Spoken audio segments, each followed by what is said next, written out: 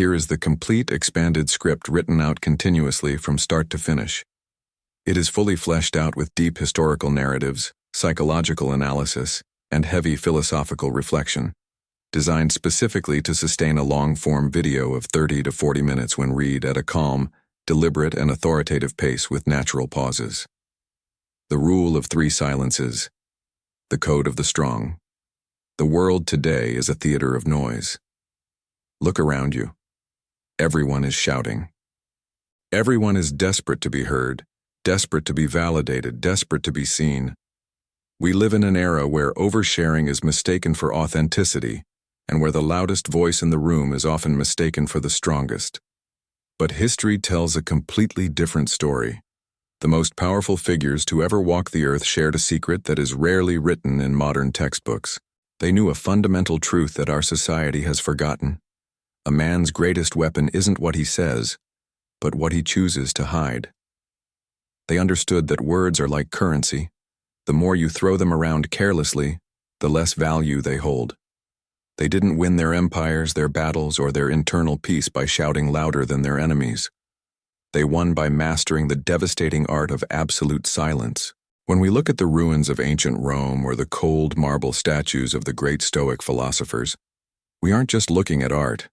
We are looking at the remnants of a culture built on internal sovereignty. Men like Marcus Aurelius, the emperor of the known world, or Epictetus, a slave who broke his mental chains to become a master of philosophy, did not waste their breath. They practiced a rigorous, unforgiving code. Today, we are going to dissect that code. We are going to uncover a forgotten doctrine, the Rule of Three Silences. This is not a guide on how to be shy, passive, or submissive. Do not confuse silence with weakness. True silence is not the absence of sound. It is the presence of total, absolute control. It is a cold, calculated state of mind used by high-value individuals to guard their energy, dismantle their enemies, and build an unshakable fortress within themselves. If you are someone who talks too much, if you constantly feel the need to explain your actions to people who do not care, if you expose your plans before they are ready, or if you let every minor provocation ruin your day, your power is leaking through an open wound. You are making yourself predictable. You are making yourself vulnerable. You are making yourself incredibly easy to ignore. To stop being overlooked and start commanding a heavy, undeniable presence, you need to apply a blade to your life. You need to cut out the noise. Let us begin the deep descent into the three specific types of silence that will transform you from a pawn into a king. The first pillar of this code is the silence of provocation. To understand this silence, we must first look at how the modern world operates. Daily life is an endless stream of psychological traps. A toxic coworker makes a passive-aggressive comment during a meeting. A stranger insults you online or cuts you off in traffic. An insecure acquaintance tries to belittle your achievements under the guise of a joke. In every single one of these moments, a test is taking place. Most people fail this test instantly. Their ego takes over, their blood pressure rises, their chest tightens, and they immediately fire back with an insult, an argument, or an emotional justification. They believe that by shouting back they are defending their honor.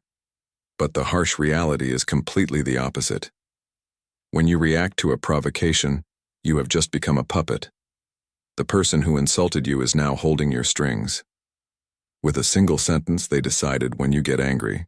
With a single gesture, they stripped you of your logic and dictated your emotional state. They wanted a reaction from you because your reaction is a feast for their insecurity. Your anger gives them power. Your frustration validates their existence. The Stoics had a specific concept for this. They taught that between the stimulus, the thing that happens to you, and your response, there is a space. In that space lies your absolute freedom. The weak man collapses that space to zero. He reacts instantly, like an animal driven by instinct. The strong man expands that space. He steps back mentally. He observes the insult, but he does not absorb it. Imagine a scene from ancient history. Cato the Younger, a legendary Roman statesman and a devout Stoic, was standing in public when a man walked up to him and spat directly into his face. In Roman society, this was the ultimate humiliation, an insult that usually demanded a violent response or a duel. The crowd held its breath, waiting for Cato to explode in rage. Instead, Cato wiped the spit from his face, looked calmly at the man, and said, "I will swear to anyone, sir, that you spit, but I am not yet sure if I should be angry." Think about the psychological devastating weight of that response. Cato did not scream. He did not hit the man. By maintaining his silence and his calm, he made the attacker look pathetic, childish, and small. He refused to give the man the satisfaction of an emotional reaction. He remained the absolute master of the frame. When someone tries to drag you into a useless argument, they are fishing for your energy. They are starving for validation, and they want to use your peace of mind to feed themselves. When you practice the silence of provocation, you simply refuse to bite the hook. You don't argue. You don't explain. You don't roll your eyes. You look at them with a cold, unblinking detachment. This silence acts as a psychological mirror. When you do not absorb the toxicity thrown at you, the insult bounces off your shield and stays with the person who sent it. They are forced to sit in the awkward, suffocating quietness of their own malice. They realize that their words have absolutely no power over you, and nothing terrifies a bully or a manipulator more than a man they cannot provoke. As Marcus Aurelius famously wrote in his personal journal, "The best revenge is to be unlike him who performed the injury." The second pillar of this code is the silence of ambition.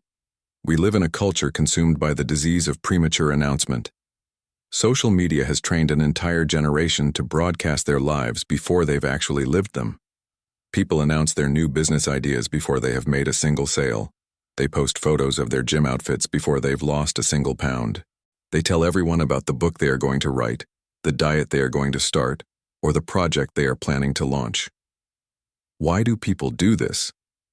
The answer lies in a dangerous psychological trap known as social reality. When you share your grand ambitions with your friends, your family, or your followers on social media, you receive an immediate wave of positive feedback. People smile. They congratulate you. They tell you how proud they are of your ambition. Your brain, unable to fully distinguish between social validation and actual achievement, floods your system with a massive hit of dopamine. You receive the psychological reward of success without actually doing any of the brutal, exhausting work required to get there. The result of this dopamine spike is disastrous. Because your brain already feels like it won, you lose the raw hunger, the discipline, and the quiet desperation needed to execute the plan. The talk destroys the walk. You become satisfied with the applause of the crowd before the curtain has even gone up. And months later, when the excitement fades and the hard work becomes boring, you abandon the project entirely, leaving behind nothing but empty words. The code of the strong requires a completely different strategy. It requires you to work in the shadows. It requires the absolute silence of ambition. When you have a goal, whether it is to build a business, transform your body, master a skill, or save a specific amount of money, you must seal your lips. You do not need the validation of your peers to start. You do not need the permission of your family to build. Keep your plans tucked away in the deep recesses of your mind, away from the contaminated opinions of the outside world. There is a profound power in secrecy. When you don't tell anyone what you are doing, you protect your ambition from two major forces: premature praise and cynical doubt. If you tell people your plans, the cynics will try to tell you why it's impossible, planting seeds of self-doubt in your mind before you've even built momentum. If they praise you, they make you lazy. By remaining silent, you starve both forces. Think of yourself as an engineer building a massive dam. If you leave the gates open and let the water flow out constantly in small streams, you will never build any real pressure. But if you close the gates, if you keep the water contained, the pressure builds and builds until it becomes an unstoppable, kinetic force capable of powering an entire city. Your silence is that closed gate. It concentrates your focus, channeling all your mental energy into direct, aggressive action. The strong do not announce their moves. They execute them. They show up months or years later with the finished product, the transformed physique, the successful venture. They let their results make the noise, while they continue to move silently through the fog. The world doesn't need to know what you are constructing until the building is already standing tall against the skyline. Let your execution be your signature. The third pillar of this code is the silence of observation. There's an old saying by the ancient philosopher Zeno of Citium, the founder of Stoicism. He said, "We have 2 ears and 1 mouth for a reason, so that we may listen more than we speak." Yet if you look at modern social gatherings, business meetings, or family dinners, you will see that almost everyone is doing the exact opposite. Most people speak because they are profoundly afraid of the quiet. They view an empty space in a conversation as a threat, an awkward vacuum that must be filled at all costs. So, they ramble. They tell uninspired stories. They gossip about people they don't respect. They brag about things they haven't done, and they blurt out thoughts they haven't fully processed. In their desperation to seem intelligent, engaging, or important, they completely blind themselves to reality. When you are the one doing all the talking, you are learning absolutely nothing new. You are merely recycling information you already possess. Furthermore, you are giving away valuable data. Every time you open your mouth unnecessarily, you reveal your biases, your insecurities, your strategic positioning, and your vulnerabilities to everyone in the room. You become a book that is incredibly easy to read. The person who masters the silence of observation approaches the room with the mindset of a strategist, a hunter, a ghost. When they enter a space, they do not feel the need to command attention through volume. They sit back, they listen, they watch.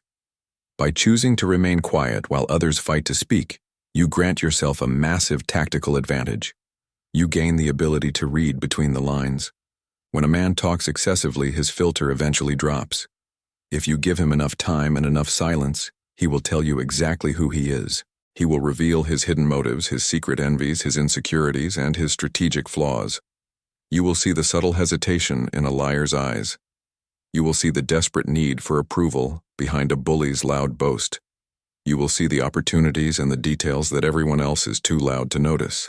Robert Greene, in his famous historical study of power, notes that the most powerful figures in history understood that saying less than necessary always makes you appear greater and more profound than you actually are.